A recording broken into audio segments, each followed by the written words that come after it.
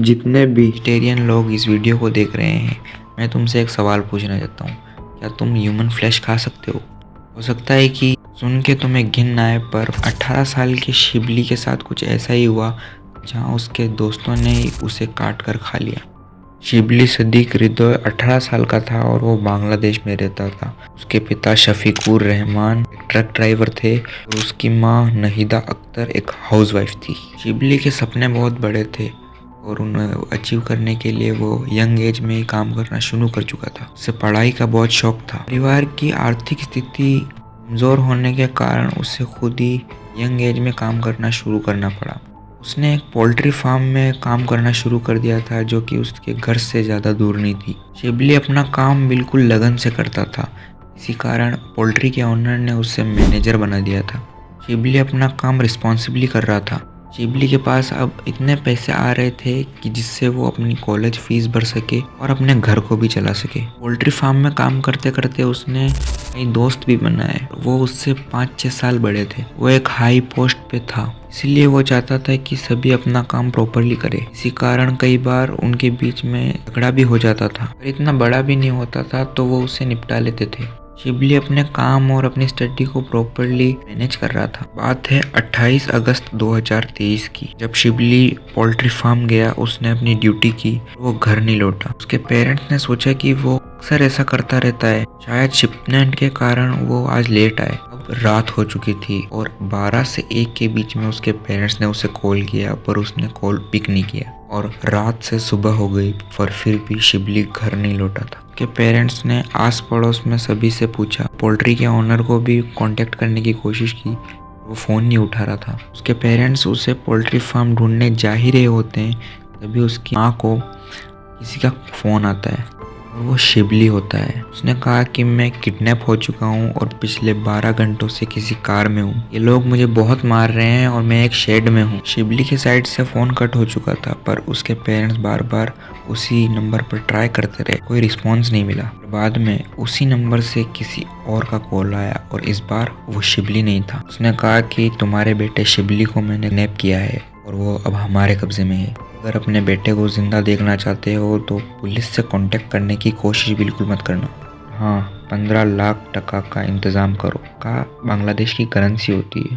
15 लाख कब और कहाँ देने हैं, ये हम बाद में बताएंगे। शिबली की माँ कुछ बोल पाती उससे पहले ही किडनैपर्स का कॉल कट हो चुका था। जैसा कि मैंने तुम्हें पहले बताया था कि शिबली एक बहुत गरीब परिवार से था। 15 लाख की रकम उनके लिए बहुत बड़ी थी, पर किसी भी तरह उन्हें 15 लाख गैदर करने थे, क्योंकि Shibli was their only child. अब उन्हें अपने बच्चे को किसी भी तरीके से बचाना था। वो लोग लिटरली अपने पड़ोसियों और रिश्तेदारों से भीख मांगने लगे, पैसों का इंतजाम न कर सके।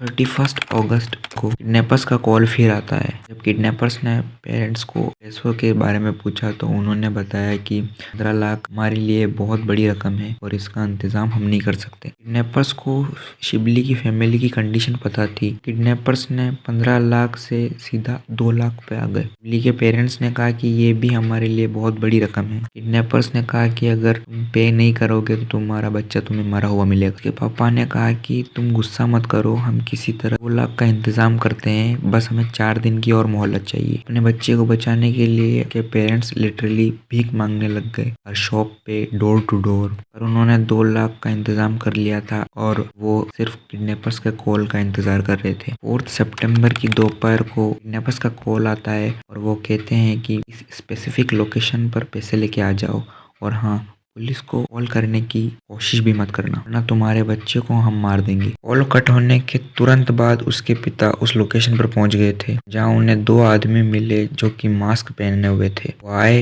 पैसे लिए और कहा कि तुम्हारा बेटा तुम्हें घर पर मिल जाएगा। बेटे की मिलने की खुशी में शिबली के पिता घर पहुंचे और उसकी माँ से पूछा कि हमारा बेटा कहाँ है। उसकी माँ ने रिप्लाई किया कि उसे लेने तो तुम गए थे ना, क्या वो तुम्हें नहीं मिला? शिबली के पिता ने जहाँ जो भी हुआ वो सब कुछ उसकी माँ को बताया। उसके पेरेंट्स शाम तक उसका इंतजार करने लगे, इस उम्मीद में कि उन्होंने पैसे तो सारे दे दिए हैं, उनका बेटा आता ही होगा। दोपहर से शाम हो गई और शाम से रात, और रात से 3 दिन हो चुके थे। शिबली का कुछ पता नहीं था। 7 सितंबर को उसके पापा ने फिर उसी नंबर पर कॉल किया, कोई रिस्पॉन्स नहीं मिला। शिबली के पेरेंट्स कल पुलिस स्टेशन गए और उन्होंने सब कुछ बता दिया जो उनके साथ 10 दिन में घटा है। पुलिस ने शिबली की सारी इन्फॉर्मेशन कलेक्ट की और एफआईआर रजिस्टर कर दी और इन्वेस्टिगेशन स्टार्ट कर दी। पुलिस ने शिबली के दोस्तों और पड़ोसियों से पूछा तो पता चला है कि वो एक अच्छा लड़का है और झगड़ों में भी नहीं पड़ता। टाइम उसकी माँ को याद आता है कि उसने एक बार झगड़े का जिक्र किया था जो कि उसके साथ में पोल्ट्री फार्म में काम करने वाले लड़कों के साथ हुआ था। पुलिस